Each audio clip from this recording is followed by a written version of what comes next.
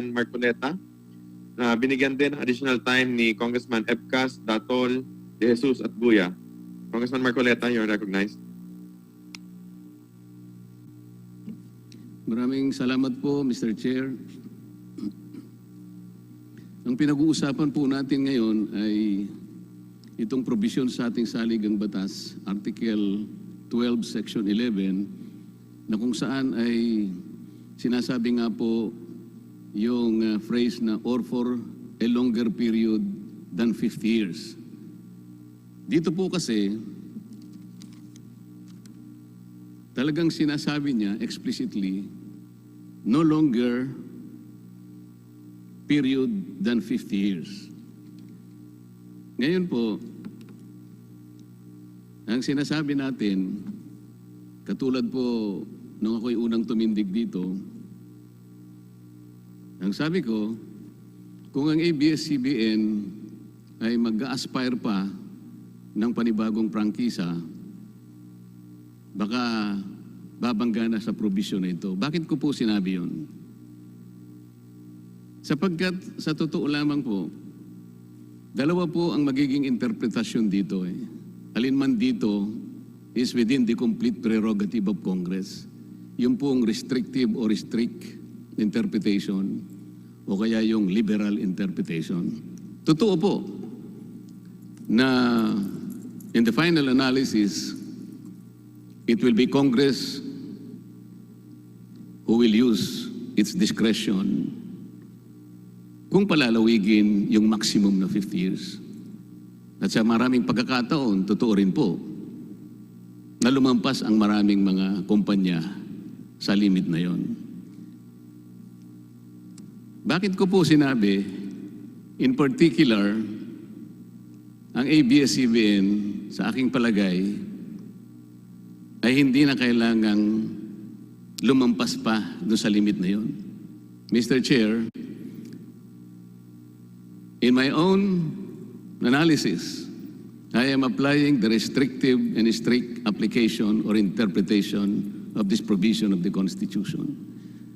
Unang-una po, isa-isa po nating ipinakikita yung nakikita nating napakaraming paglabag sa ating mga batas, lalong-lalo na po sa ating saligang batas. Kung discretion po ng Congress ang mag-extend, discretion din po ng Congress na tingnan niya na maaaring hindi na po niya extend.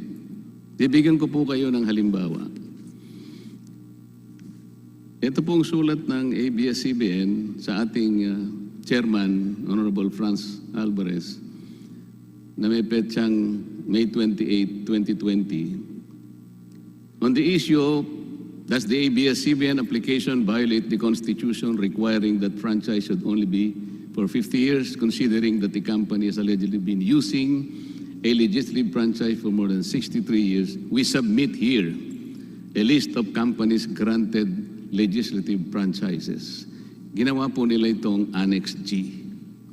At dito nga po sa Annex G, binanggit kanina ni Congressman Fortun, nauuna po rito yung Manila Broadcasting Company at yung 12 po na nasa baba. Pwede ko po bang itanong sa ABS-CBN, ito po bang 13 mga kumpanya na kinalap ninyo na di umano'y lumagpas pa sa 50 years? May nilabag po bang batas ito sa record ng Kongreso? Noon po bang ito ay pinagdidebatihan? And when all these companies in their applications for franchise within so many periods, lumitaw po ba yung maraming paglabag? Halimbawa po, Manila Broadcasting Corporation. Hindi ba dapat kayo pong magpatunay na meron silang paglabag? Hindi po kami ang gagawa nun. Kayo po dapat ang nagbigay sa amin ng katibayan na lahat ng 13 ito ay lumabag din sa napakaraming mga batas. Po pwede nyo ngayong questionin ng legislature. And dami rin palang nilabag nitong mga ito. Bakit kami? Ayaw nyo kaming pagbigyan. Meron po bang isa man dito sa 13 kumpanya na nilista nyo rito may papakita nyo sila, lumabag po sila at sa kabila ng mga paglabag binigyan sila ng prangkisa sa maraming pagkakataon. Mr. ABS CBN. Mr. Chair, hindi ko po masasagot yan dahil wala naman ako sa proceedings ng franchise application po nila. Yun nga po. Yun nga po Kaya po binigyan ng higit sa 50 years. Wala pong paglabag. Ito lamang po yung most laudable conclusion dito Kaya po, ang sinasabi ko nung ako'y unang tumindig, mukha pong ang Congress ngayon, baka bigyan po ng mas striktong pananaw yung 50 years na yon. Ang katotohanan po nito, wala naman po kasing, maski po tingnan po ninyo yung record ng Constitutional Commission of 1986. Wala pong binanggit na dahilan kung bakit napaka-strict niya na 50 years. Ni wala pong sinabing renewable of another period Basahin po ninyo yung Constitutional Commission records. Hindi po nakalagay. Pwede po bang matanong si Attorney Bautista kung meron po siyang nakitang discussion on the intent of the framers of the 1987 Constitution, kung bakit po sinabi ng Constitution na for a period or for a longer period than 50 years. Meron po bang explanation doon ang framers ng Constitution, Attorney Bautista? Good afternoon po, Congressman Marcoleta. Salamat po sa tanong. Meron pong record o wala po? Ano po yun? Tumpo dun sa phrase na or for a longer period than 50 years. Ito po kasi yung limit. Meron po bang discussion o meron po bang paliwanag kung bakit sinabi ng mga framers ng Constitution na hanggang 50 years lang? Wala pong sinabi. Wala po. Totoo Gaya po po yun. ng in-explain ko earlier, yan pong 1987 framers of the Constitution. Hindi po, yung tanong lang po. To know that under the 1935 and 1973 Constitutions, which have exactly the same wording as the 1987 Constitution. Attorney, ang sagot niyo po, wala po, di ba? Wala As po. to how the Congress, the Senate, and the President have interpreted and implemented that provision. Hindi naman po nila pinalitan. Kaya ang amin pong intindi is they are accepting the way Congress, the Senate, and the President through those many decades have interpreted and implemented the 50-year provision, which is to limit it to the franchise or certificate only and not to the operation of the public utility. At Attorney, isa pa, Congressman Attorney, Marcoleta, sorry po, Attorney. Para hindi po tayo magtagal, kung ano po yung tinanong lamang, ang tanong ko lamang po sa inyo, meron po bang further discussion? Ang sabi po natin, wala. Yun lamang po. wala po. Okay. Pero kailangan po bigyan ninyo kami ng pagkakataon na magsalita rin po. Ito nga po, may susunod pa po akong tanong Okay po. Sige po. Okay. Wala rin po sigurong nakalagay sa discussion ng mga intensyon ng ating framers ng 1987 Constitution tungkol sa pagpapalawig. Ang totoo nito, wala pong sinabi ron kung palalawigin pa ng the same year. Hindi po ba totoo na wala ring record tungkol doon, Attorney? Wala rin po. Salamat po. Pati sa Supreme Court, wala kami nakita. O yun nga po, susunod ko pang tanong sana, meron na po bang desisyon na nanggaling sa Korte Suprema na kung saan napagtalunan doon at in the final analysis, the Supreme Court made a decision explaining that the 50-year franchise limit is renewable. Wala pa pong kaso ngayon Wala po. Salamat po.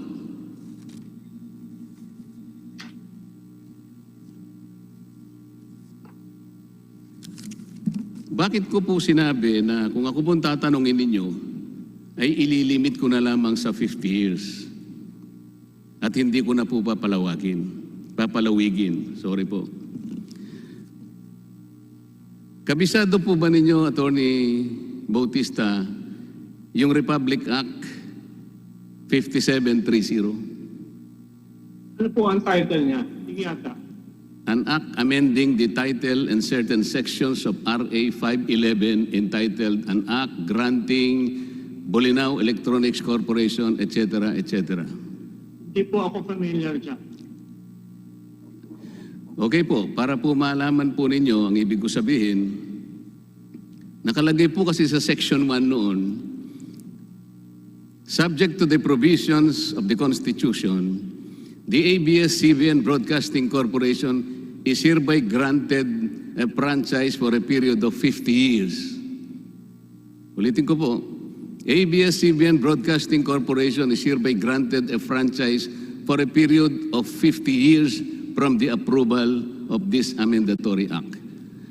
Ang date po nito, Attorney Bautista, is June 21, 1969. Familiar po ba kayo sa Republic Act 5731, Attorney Bautista?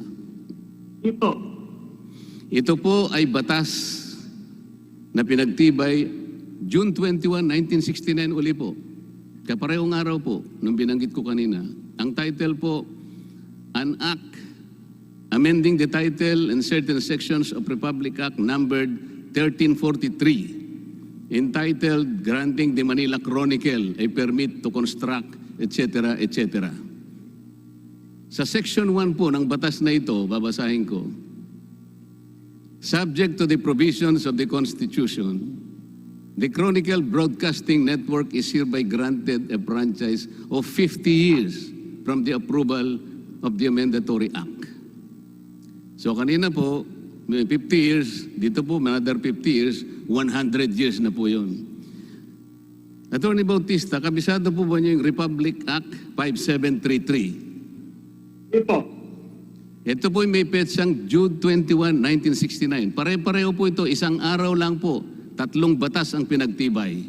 Ang title po nito, An Act Amending the Title of Certain Sections of Republic Act number 512, entitled Granting the Bolinao Electronics Corporation a Temporary Period, etc., etc.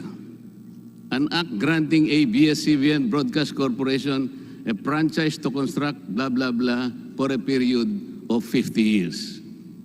Ito pong 3 batas na ito, Attorney Bautista, para sa ABS-CBN po lahat ito.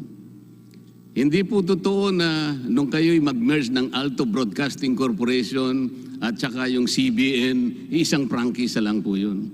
Kapag sinuma ko po ito, 50 plus 50 plus 50, ito po ay 150 years.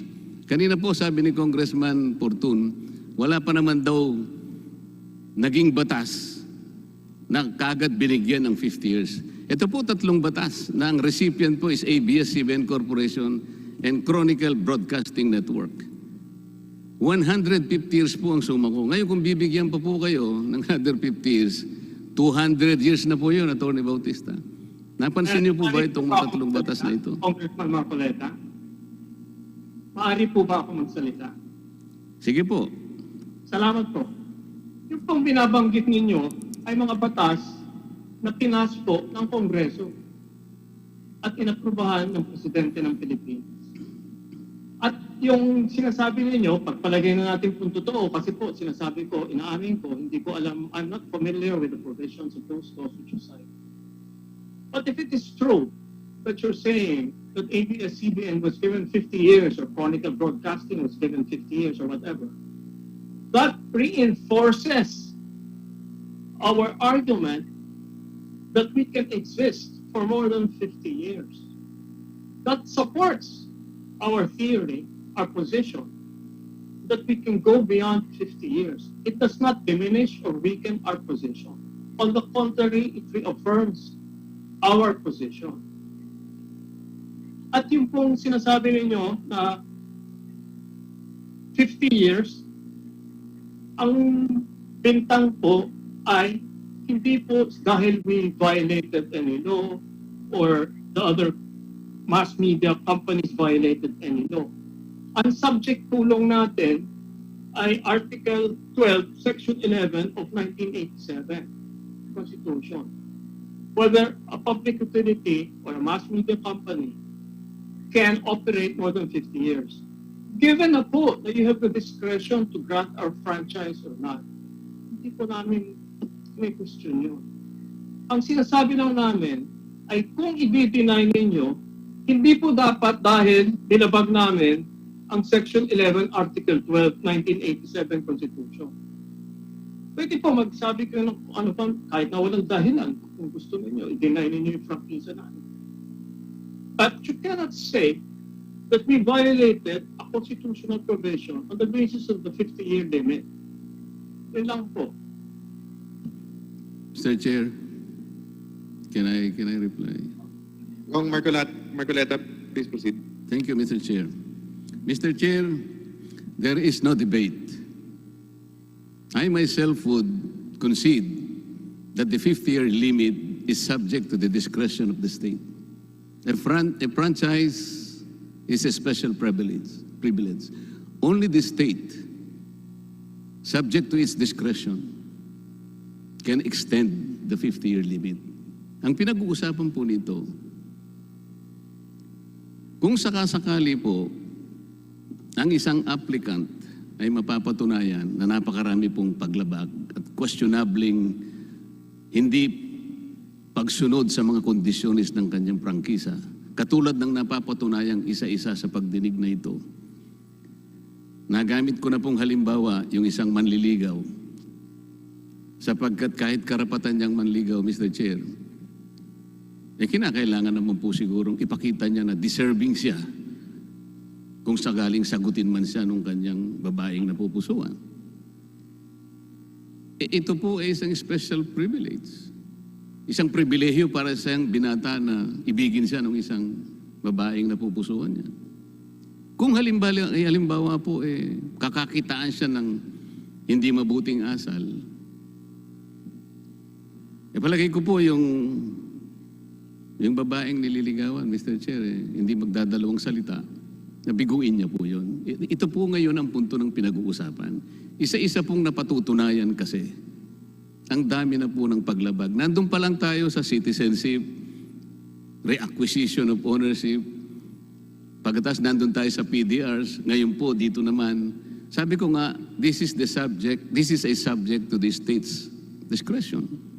Kung ako pong tatanungin ninyo, hindi ko na po palalawigin. Saan pa po kayo makakakita ng isang kumpanya na sa isang araw lamang, ulitin ko po yun, sa loob ng isang araw lamang, 3 batas ang pinagtibay para bigyan ng ABS CBN at ang kanyang subsidiary ng 150 years. Isang araw lamang po yun. Saan po tayo hahanap ng isang kumpanya na nagkaroon ng ganong pribilehyo? Pagkatapos makikita po natin sa pagdinig natin ngayon, ang napakarami nga pong nakikita nating alingas-ngas doon sa pagsunod sa mga kondisyones na inilatag sa sarili nilang prangkisa. Kaya po sabi ko, kung akong tatanungin ninyo, I will apply the strict and restrictive application of that discretion on the part of the state. Wala pong debate na pwedeng palawigin. Ito pong 13 na kumpanya na inyong isinumiti rito. For the record, Mr. Chair, itong 13 ito, wala pong report na kinakitaan ng paglabag. Kaya po siguro ako naniniwala, pinalawig ang kanilang prangkisa. This is not the way to prove an argument, Mr. Chair. The burden of proof is in the application, in the applicant. Hindi po kami ang tatawag isa-isa rin dito. Ibig po ba ninyo sabihin, tatawagan namin ang Manila Broadcasting, Cebu Broadcasting, Philippine Broadcasting, kayo nabigyan ng prangkisa for more than 50 years? At the very least, Mr. Chair, siguro, pinuntahan nila, in-interview nila, nakita nila kung ano-ano yung mga paglabag siguro, tsaka natin siguro iisa-isahin. But this is not a comparable case, Mr. Chair. 13 in-approve ng Kongreso, maring sumobra sa 50 years. That there is no iota of evidence that these companies who were awarded repeated franchises ever committed any violation in the respective franchises. Unlike and in contrast to